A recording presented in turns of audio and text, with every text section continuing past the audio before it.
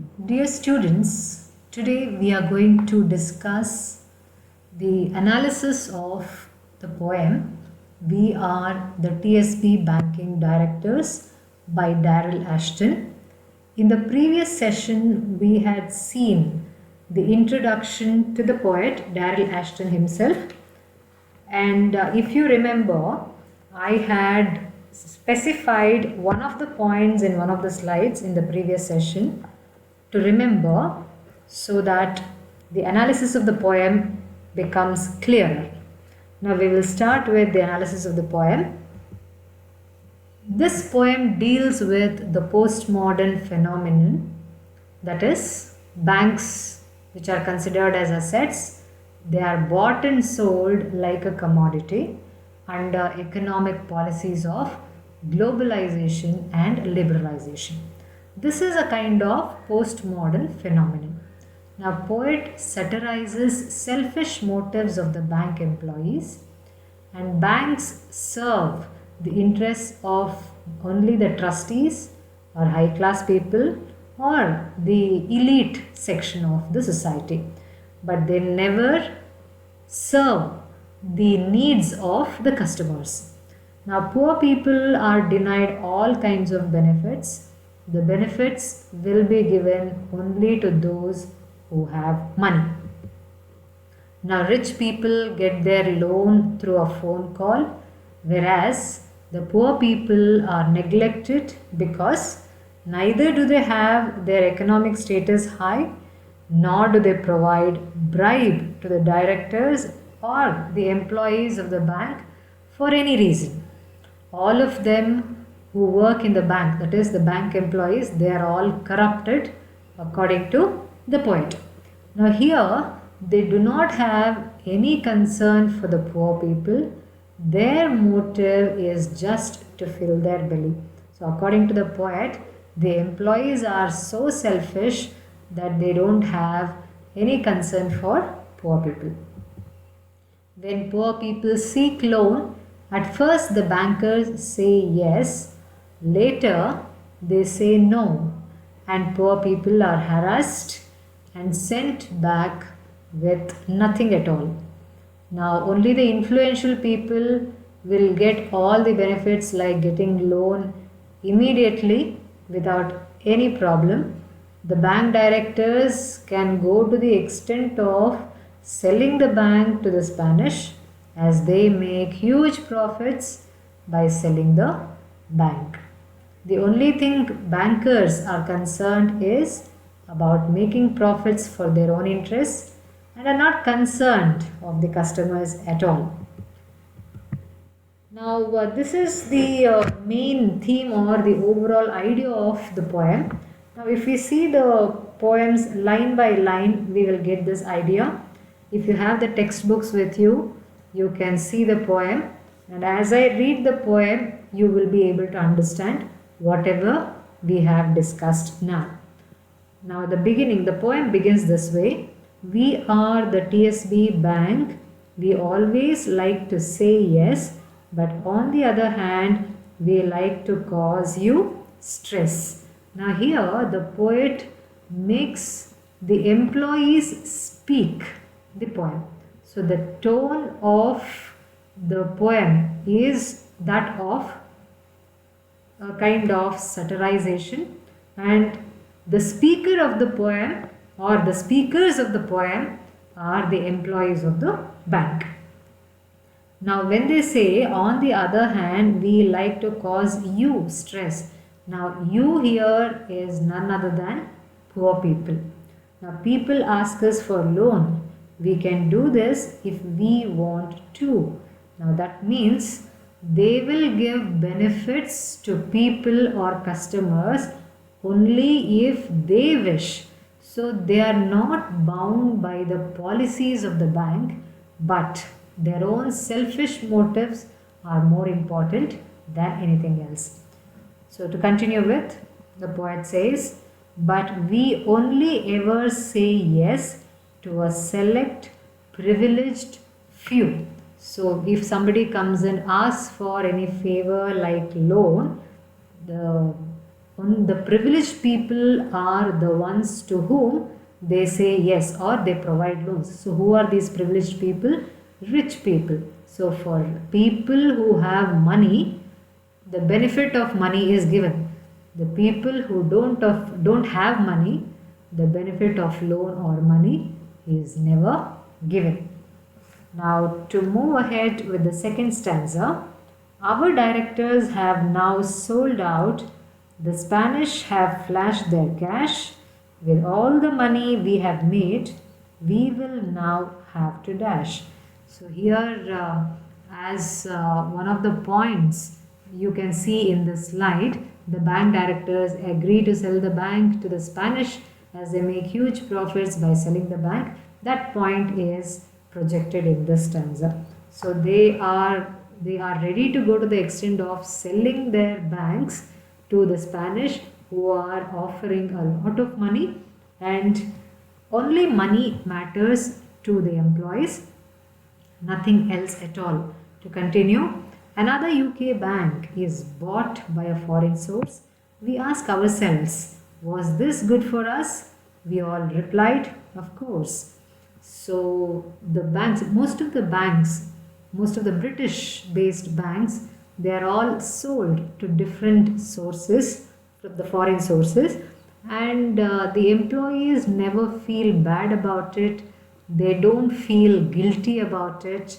They feel whatever they have been doing is the right thing, and they are very confident about it because it satisfies their selfish motives. Now in the next stanza, he says, nothing now is British. Oh, what a shame. But we have all made a killing. It is the name of the game. Yes, we will inform our customers, but when the time is right. We don't really care anymore as money is so tight. So now they feel, the poet says that many of the banks are no more, many of the British banks are no more British because they have been sold to different sources, and he says it's a shame on their part having sold the banks for their selfish motives, and they are not bothered about it. That's more shameful. And as long as they get lot of money for themselves, they are not worried about anything at all. Now in the next stanza, the Spanish now are in charge. I am sure they'll all speak English, but if they are all automated, I bet they all speak gibberish. Now when the banks are sold out to the Spanish, now the employees of the bank will be Spanish people who may not know English at all, and even if they try to speak English, they may not be understood by the customers. So another added trouble to the poor people. Poor people already are not getting any help from the bank people.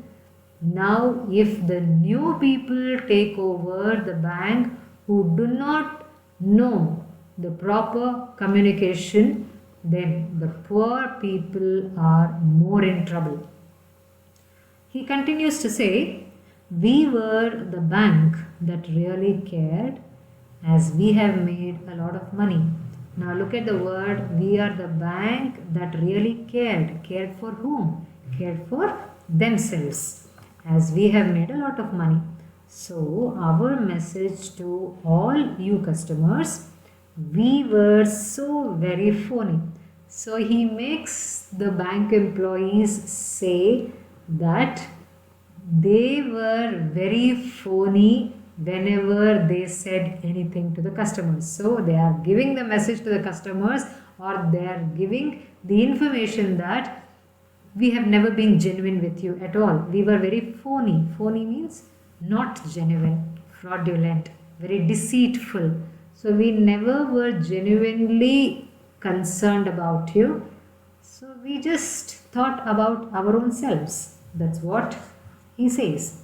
The last stanza of the poem. So now we say goodbye to you as we head off to pastures new, clutching our fat bonuses. We are rich because of you. So when he says you here, it is rich people. In the first stanza, the you meant poor people. In the last stanza, you means rich people. So they have become rich because of the rich customers who would have paid a lot of bribes to get their work done. And now, after selling their banks to Spanish, now they have got a lot more money, and with that big fat money that they have got, now they are heading off to pastures new. So they are going on a picnic, they are going on a tour, they are enjoying their lives as they have got a lot of money now. Thank you to the Spanish, they paid over the odds. So now it shows that they have become rich not only because of rich people alone, but also because of Spanish. And the last sentence goes this way: but if the truth be really known, we bankers are greedy sods. So this is the conclusion. So the entire poem concludes saying that the reality is that we are rascals, we are hopeless people, we are good for nothing people, in the sense becoming selfish, working for their own benefits. They consider themselves as sods, rascals, or hopeless, or deceitful, or useless people.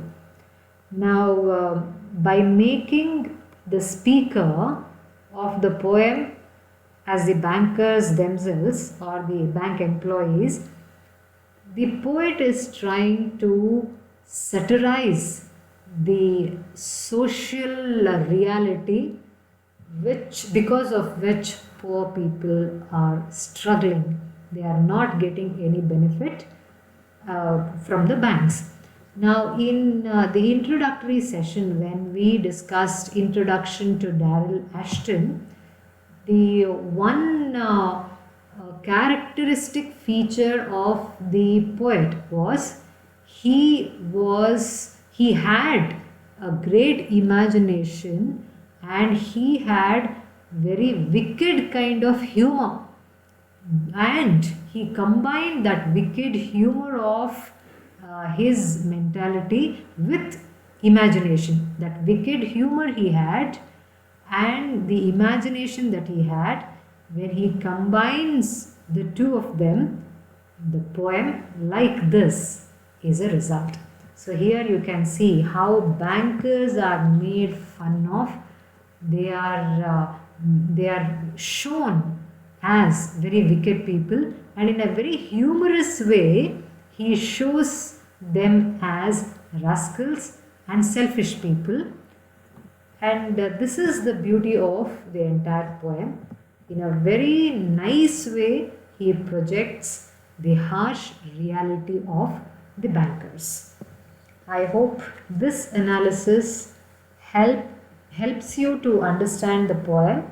And if you go back to the poem, read the poem once or twice again, and listen to this analysis, your understanding of the poem would be much better. Thank you very much.